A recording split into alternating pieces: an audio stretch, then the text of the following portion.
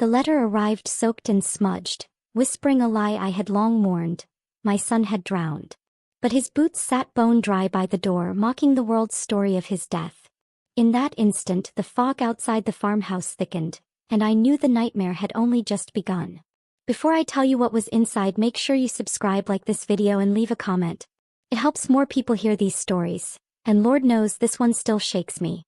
The mist clung to the farmhouse that morning the way grief clings to old wood, heavy, patient, and cold. Dawn hadn't fully broken. Instead, a gray veil hovered over the yard, turning every fence post into a ghost and every shadow into a whisper.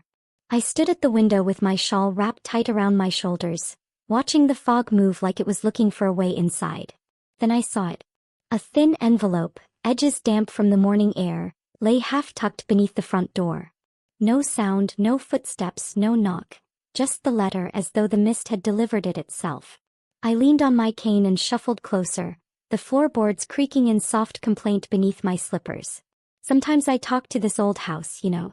I tell it to hold steady, to keep its secrets the way it always has. But that morning even the house seemed to hold its breath.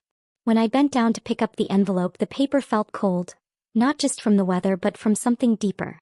The ink had bled around the edges, turning the name into a blurred shadow. But I recognized those shapes instantly. A mother always does. My son's name. Not the name they carved on the stone. Not the name they spoke when the officials came with bowed heads and apologies wrapped in silence. No. His living name. My hands trembled as I carried it to the hearth, where the embers were only barely holding on, much like I felt most mornings. I set the letter on my knee and wiped the fog from my glasses with the edge of my shawl. The light from the fire flickered weakly, casting thin shadows across the room like old memories stretching themselves awake. I didn't open it right away. Instead, my eyes drifted, as they often did, to the boots standing by the door. His boots. Still dry. Still untouched. Still waiting. They told me he drowned. Told me the river swallowed him whole. Told me there was nothing to bury but a jacket they claimed to find downstream. But no one ever explained the boots. Dry as the day he left. I reached for the envelope again, running my fingers over the rough, water-stained surface. Something about it felt wrong. As if the letter had a heartbeat of its own, faint and uneven, whispering for me to be careful. Outside, the fog thickened, pressing its pale face against the windows. A bird called somewhere in the distance. One lonely note, sharp and unsure, like it was lost in the gray. I took a breath that felt heavier than I expected and opened the envelope. The paper inside was stiff, damp around the edges. The handwriting was hurried, slanted, several letters blurred beyond saving. But a few words stood clear as day, sharp enough to cut. Accident. Not safe. He didn't drown. My breath left me in a soft, shaky exhale. I read the lines again. And again. And again. The words refused to settle. The room felt smaller suddenly, the air tightening around me. My cane slipped slightly and I gripped it harder. A strange chill crept up my spine, as if someone stood just behind me in the faint glow of the hearth. I turned. Nothing but the boots. Still dry. Still waiting. Lord help me, I whispered, not sure if I was praying or pleading. A sudden creak sounded on the porch. Light, deliberate. Not the house settling. Not the wind. I knew this house. I knew its sounds. This one didn't belong here. My heart tapped against my ribs, slow but insistent. I reached for the lantern on the table, but my hand froze halfway. The creak came again. Then silence, thick enough to taste. I waited, listening to the pulse in my ears, to the faint crackle of the embers, to the sound of the fog brushing itself against the glass. Then a whisper of movement. Not outside. At the door. My gaze drifted again to the boots. Those dry, stubborn boots that refused to match the story they forced me to swallow. My son had drowned. Why were the boots untouched? Why was his name on a fresh letter? And who, for heaven's sake, was standing on my porch in the middle of a fog thick enough to hide an army? I clutched the letter in my fist, its damp edges softening beneath my grip, and took one trembling step toward the door. But before I reached it, Something slid slowly across the porch floor. A shadow. A small one but deliberate. As if someone was waiting. Waiting for me. Just like his boots had been. And for the first time since the officials told me the river had taken my boy, I felt something stronger than grief. Suspicion. And the faintest spark of hope. The fog hadn't lifted an inch by the time I made it off the porch and onto the yard. It curled around my ankles like a living thing, cold and damp, slipping into the seams of my dress as if it wanted to anchor me in place. Part of me wished it would, because every instinct I had warned me that whatever waited beyond the steps wasn't meant to be found by a woman of my age and brittle bones. But a mother's fear is a strange engine. Can push you farther than strength ever could. I stepped off the last wooden plank and onto the damp ground, gripping the porch rail for one steadying breath before letting go. The earth squished under my slippers, soft from last night's rain. But the footprint I'd seen earlier, the deep one, was unmistakably fresh. Not soaked by weather. Not sagging. Not blurred. Someone had stood there only moments before. And they'd stood long enough to watch the house. I crouched beside it, holding the rail as support and traced the edge with my fingers. It was larger than Daniel's footprint, heavier too. Whoever it belonged to either carried weight, or carried trouble. A chill worked its way down my spine, settling beneath my shawl like a warning hand. "Who's out there?" I called softly, not expecting an answer. The fog answered for me, a long, low roll of silence. My eyes drifted to the barn, its door hanging open like a mouth caught mid-scream. If the latch had truly broken, the door would have leaned outward or sagged sideways. But it stood perfectly straight. Someone opened it. Someone walked inside. Someone left it that way. I tightened my shawl and made my way across the yard, past the old water pump, past the rusted wheelbarrow Daniel had sworn to fix last summer. Each step felt heavier than the last. Not because of age, but because of the thought clawing at the back of my mind.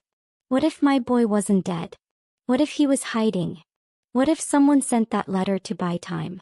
The idea rooted itself so deeply that by the time I reached the barn entrance, I wasn't sure I wanted to know the truth. The inside was dim even with the open door.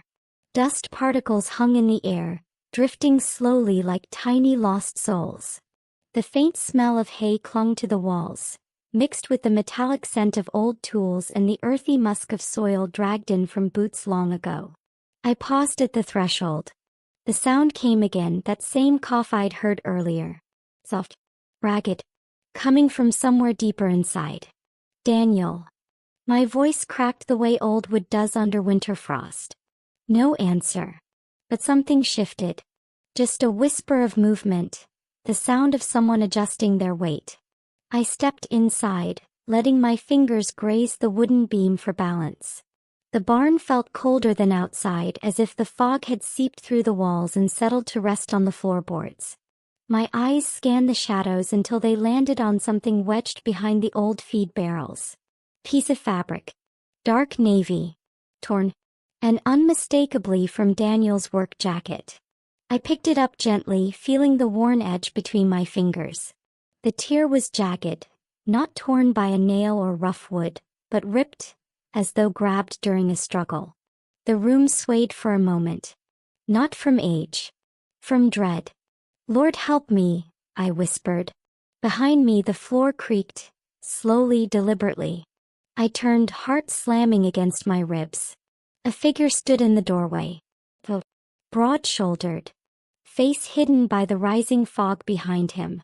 He didn't speak. He didn't move. He watched. I tightened my grip on the torn fabric, every instinct screaming at me to run, but my legs refused to obey. The figure took one step forward, boots scraping against the threshold. "Who are you?" I demanded, my voice steadier than I felt. He stopped, head tilting slightly. Then, without a word, he turned and walked away, disappearing into the fog as if he'd been swallowed by it.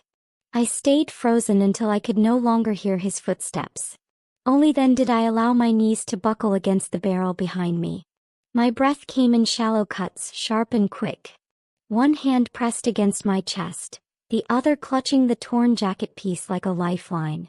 Whoever that man was, he wasn't lost. He wasn't wandering. He moved with certainty, purpose, like someone who knew exactly where he was going, or who he was watching. I gathered myself, stood slowly, and looked around once more. That's when I noticed something I had missed earlier, something small but impossible to overlook now.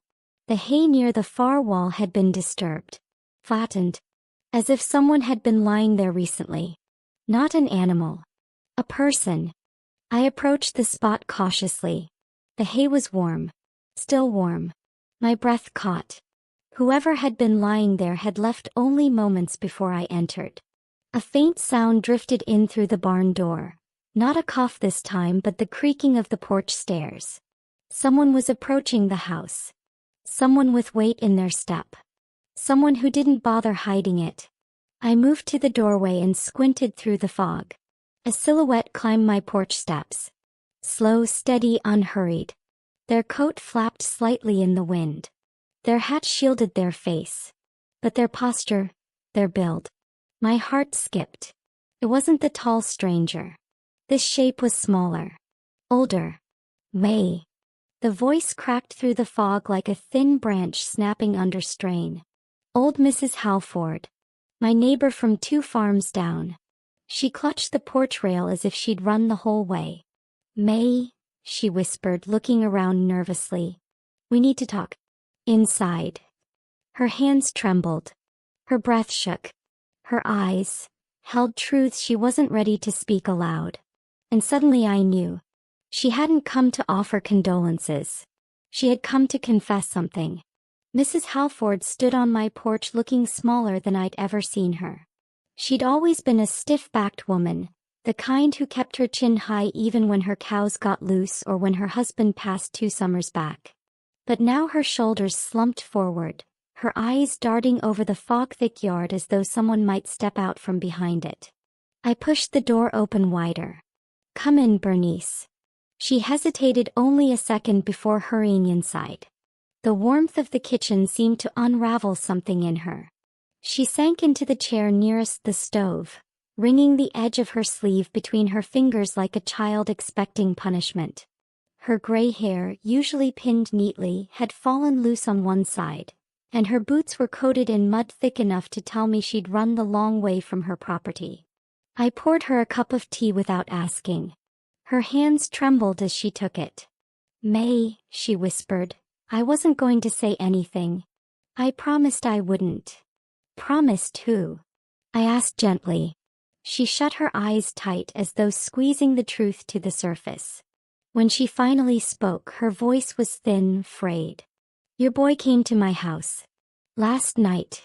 Close to midnight. My heart buckled on itself, a silent collapse deep in my chest. He was hurt, Mae. The room tilted. I steadied myself on the counter. Hurt how? She swallowed hard. Bruised, limping. Covered in mud. And shaken, so shaken I thought his bones might rattle loose. She wiped her forehead with the back of her hand, leaving a streak of mud behind. He begged me not to tell you. Said it would only make things worse. My breath caught. What things? I whispered. Her eyes flicked toward the window, where the fog still pressed up against the glass like a curious animal. There were men looking for him, she said. 2 of them. Came by my place an hour after he did. Big men. Hard-faced. Didn't look like they were out to help anybody. I gripped the edge of the table. Bernice, what did they want with my son? She shook her head helplessly. I don't know. But they were angry. And they knew his name. I felt the world narrow, the kitchen shrinking into a tunnel of cold, rising dread. What did Daniel tell you? She hesitated again and her silence burned. Bernice, please. Her teacup clinked gently against the saucer as she set it down with shaking fingers. She leaned forward and lowered her voice until it was barely more than breath. He said he saw something at that river site. Something he wasn't supposed to see. A sharp chill prickled across my arms. What did he see? She looked at me with a sorrow so deep it seemed to carve lines into her face. He didn't say, May. Only that it wasn't an accident. And it wasn't natural. He said if anyone asked, he was dead. The words punched the air from my lungs. Dead. The letter. The boots. The stranger in the fog. The torn jacket piece. It all began stitching itself into a single terrible pattern. Where is he now? I whispered. She looked down at her mud-caked hands. I told him he could stay in my root cellar till morning. But when I went to check before dawn, he was gone. Gone. She nodded miserably. Left without a word. But he didn't go far, May. I heard something before I left my place. Someone running through the woods behind your property. The hair on my arms rose. Running. Toward my land. Toward my barn. I had been only minutes behind him. And the men, I asked quietly, did they follow? She looked up at me as if the question itself frightened her. One of them came back just before sunrise. Asked if I'd seen movement near your house. She paused. When I said no, he stared at me like he knew I was lying. A shiver slid down my spine. And then he said, she clasped her trembling hands together. He said they'd found Daniel's boot prints near the riverbank, heading away from the water. Not toward it. I felt something inside me harden. A quiet, cold resolve. Bernice, I said steadily, you didn't come here just to tell me this. What else is there? Her lower lip trembled. There's something on your porch, May. My chest tightened. What is it? She stood slowly, gripping the table to steady herself. I didn't touch it. Didn't even look at it long. But I didn't want you stepping outside without knowing. I moved toward the front door with her at my heels.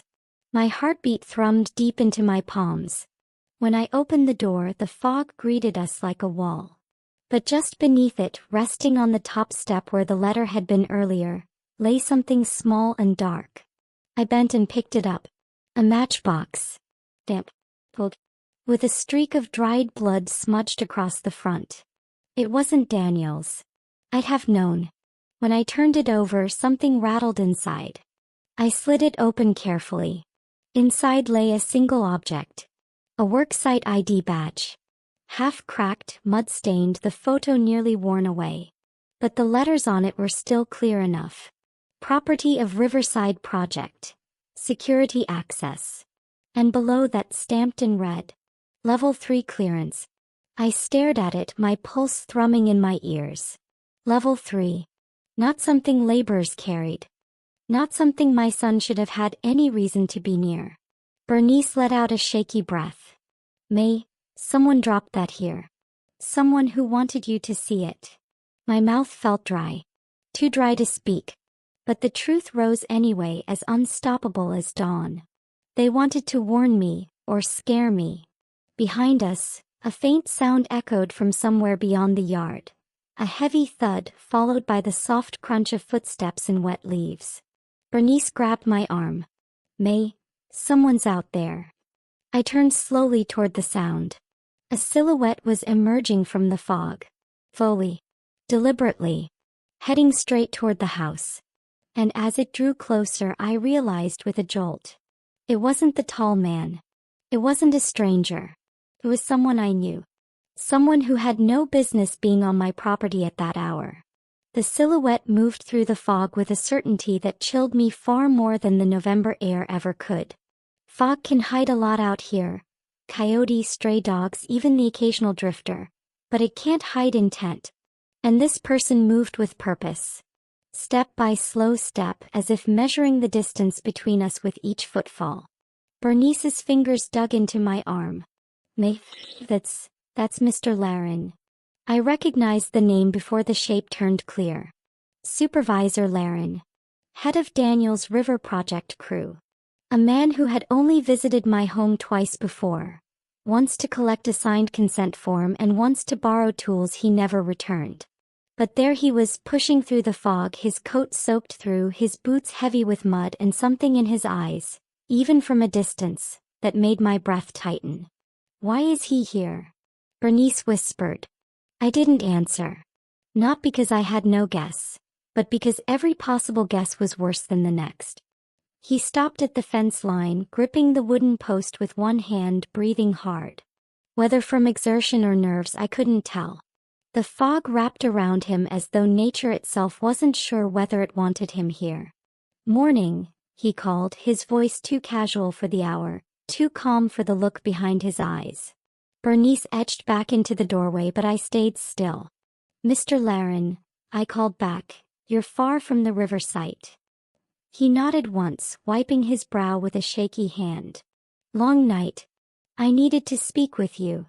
At that, something sharp and cold pressed into my spine, urgency disguised as courtesy. "What about?" I asked. His gaze flicked briefly to Bernice behind me, then back to me. "Your boy." My mouth went dry. "Daniel." "Yes." He leaned on the fence as though his legs had temporarily forgotten how to hold him upright. "I'm afraid you've been given some confusing information." "Confusing?" I echoed, the bitterness slipping out before I could hold it back. He swallowed tightly. "There's been an incident at the site. I'm trying to get the facts myself." "Your letter said he drowned." My voice hardened. His eyes narrowed. "My letter?" I felt the first real tremor of unease shake through me. "You didn't send anyone?" "No," he answered quickly, too quickly. "Mae, listen. Things got messy last night. Some of the men." A branch snapped somewhere behind him. He jerked his head around so violently his hat nearly flew off. His breath fogged into the morning air in harsh, ragged bursts. "Are you alone?" I asked quietly. He didn't answer at first. Instead, he scanned the fog-drowned path behind him, every muscle tensed. Only then did he speak. "Not exactly." Those two words changed the air around us. Heavy. Thick. Waiting to break.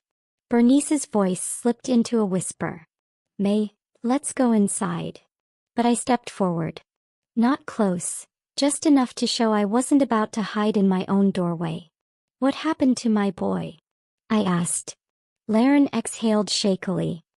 "He came across something he shouldn't have. Storage records. Shipment logs. Nothing criminal, just misfiled." His explanation stumbled, faltered. "A misunderstanding." "Why? A poorly sewn one at that." "You're not telling me the truth," I said quietly. His jaw tightened. "I'm telling you what I know," he insisted, though his eyes drifted away, betraying him. "Daniel left the site last night. In a hurry. The roads were muddy, visibility was terrible. Men thought he fell in. No one saw what happened. But someone wrote that he drowned," I said. "Someone left that on my doorstep before dawn. If it wasn't you, then who?" He ran a hand down his face, smeared mud across his cheek, and murmured something too low to catch. "Mr. Laren," I pressed, "why are you here?" He hesitated. Then slowly, carefully, he reached inside his coat. Bernice gasped, stepping back. But what he pulled out wasn't a weapon. It was a soaked, mud-stained booklet. Daniel's field log. My heart nearly stopped. "I found this near the ridge," Laren said. "Half buried. I thought you should have it." He held it out but didn't cross the fence line. I walked closer, each step sending a ripple of warning through my bones. When I reached the fence, his hand hovered just close enough for me to see the faint tremor in it. I took the booklet. Pulled. Heavy. Soaked through. And torn along the bottom edge, violently. He watched me, waiting for something. Approval. Gratitude. Forgiveness. I wasn't sure. Then he leaned closer, lowering his voice to barely more than breath. "There are men looking for him, Mae. Men who aren't from the project. If he comes home, you need to keep him out of sight." Ice flooded my stomach. He wasn't lying, not now. "And you?" I asked. "Whose side are you on?" His gaze broke away. "I don't know anymore." Before I could ask anything else, movement flickered behind him. A shadow. Rigid. And too familiar. Laren stiffened. "They followed me," he whispered.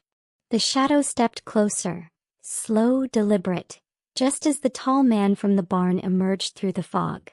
Broad-shouldered, heavy-booted, eyes locked on the house. On me. Bernice clutched my arm hard enough to leave marks. "Mae, get inside." Laren straightened, bracing himself as if preparing for a blow. The tall man reached the fence. And for the first time I saw his face clearly. A bruise knotted under one eye. A fresh cut across his cheek. And mud streaked along his collar. He'd been in a struggle. Not with Laren. Not with Bernice. With Daniel. A realization struck me so sharply I nearly stepped backward. The blood on the matchbox. Not my son's. His. He opened his mouth, voice gravelly from the cold. "Where is he?" Laren's hand twitched toward me as though to shield. But the tall man's eyes never left mine. "You're hiding him," he said. "And we'll tear this whole property apart if we have to." Something in me snapped. Not anger, not fear. Something older. Older than both. "He's my son," I said steadily, "and you don't set foot on this land unless I say so." The man stepped closer. Laren grabbed his arm. They locked eyes. Silent. Dangerous. Then the tall man hissed under his breath. "He didn't drown. He ran." My heart hammered. Ran from what? The tall man's expression hardened. "From us." Before another word could be spoken, a new sound sliced through the fog. A sharp crack of a twig. Fast footsteps. Breathless. Running. And then, faint but unmistakable, "Ma." Daniel's voice. Alive. Close. Panicked. Heading straight toward the house. Daniel burst through the fog like a shadow spilling into the pale light of dawn. His coat hung in tatters, mud streaked from shoulders to boots, but he was unmistakably him. Every inch, every line of his face. His eyes found mine before anything else. Not Laren's, not the tall stranger's. Only mine. "Ma," he gasped, voice cracked and trembling. I rushed forward as much as my legs would allow, cane scraping against the porch, and caught him before he fell. The moment he collapsed against me, I felt the truth of him. The heat of his body, the rapid thrum of his heartbeat, the faint scent of rain and earth. Alive. Not drowned. Not gone. Alive. "Daniel. Oh, my boy," I whispered, rocking him gently, afraid that if I let go even for a second he might vanish again. He lifted his head, mud streaking his cheeks, and managed a faint, shaky smile. "I had to hide, Ma. I didn't know who to trust. I didn't want to bring danger to you." I held his face in my hands, feeling every bruise, every tear, every worry he had carried alone. "Danger? What are you talking about? What happened?" He glanced past me toward Laren and the tall man at the fence line. "The river. The sight. They were after something I wasn't supposed to see. I made a mistake. I tried to get away before anyone noticed. But they thought I'd drowned. I had to stay hidden." I pressed my hand against his chest. His heart was real. Steady. Beating. Proof against the lies I'd been told. "Your boots," I murmured. "They were dry." He swallowed hard. "I didn't go near the water. I ran the other way. I had to make it look like I was gone." Behind us, Laren cleared his throat. "Mae, Daniel, I'm trying to help. But the men, they won't stop until they get what they want. You need to move him, keep him safe." Daniel's head dropped. "I can't. Not yet. I need to know that they won't hurt you." I pulled him closer, wrapping my shawl around both of us. "We'll figure it out together. You're home now. That's all that matters." The fog had begun to lift, pale morning light brushing the tops of the trees and bleeding across the fields. The tall man at the fence line stood silently watching, and for a moment, I thought he might leave without confrontation. But he didn't. His hands rested on the fence post, knuckles white. "Daniel," I said firmly, "look at me. You're safe here. With me." He met my eyes, relief and fear battling in their depths. "Ma, they'll be back." I nodded slowly. Let them come. I have survived longer than they can imagine. And so have you. Bernice stepped forward, carrying a damp blanket and a thermos of tea. She placed them in Daniel's lap, her eyes soft but alert. He's alive. That's all that matters now, she said quietly. Daniel wrapped the blanket around himself, shivering from exhaustion and relief alike. I sat beside him, taking his hand in mine. His fingers were cold, but they squeezed mine with recognition and warmth. The letter, I whispered, the one that said you drowned. Who sent it? He shook his head. I don't know, Ma. It was meant to protect me, or scare someone away. I didn't see who left it. I ran my thumb over his knuckles, trying to absorb the reality of his return. Whatever it was, it doesn't matter now. You're here. You're alive. The tall man finally spoke. I'll leave. For now. But remember, May, they aren't finished. I didn't respond. I only tightened my hold on Daniel's hand. Let them come. We had each other. And that was enough for this morning. Laren stepped closer. May, stay. Make sure he's safe. For now. I nodded. There was no gratitude in my eyes, only relief. Together we moved Daniel inside, where warmth and safety waited. The porch, once fraught with shadows and mystery, now felt small and inconsequential. What mattered was the living presence beside me, my son. We settled in the kitchen. Tea warmed our hands. Blankets draped across shoulders. The fire crackled softly. Outside, the fog was retreating, the sun climbing slowly. Birds began their timid morning song, weaving hope into the new day. Daniel leaned against me, exhausted but alive. I'm sorry, Ma. For everything. I kissed his hair, whispered into the strands that smelled of wet earth and rain. You don't have to apologize. You came back. That's enough. And as he rested, finally allowing himself to be safe, I felt the weight of weeks, of fear, grief, and uncertainty begin to lift. His boots, bone dry, had carried him back. And though danger still lingered beyond the trees, though secrets were still waiting to be revealed, the night of terror had ended. The house, creaking softly with age, seemed to exhale with us.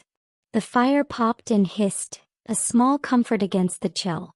I held Daniel's hand tight, knowing that for now nothing else mattered. The fog had lifted. My son had returned. And the world, though still filled with shadowed corners, felt brighter than it had in years.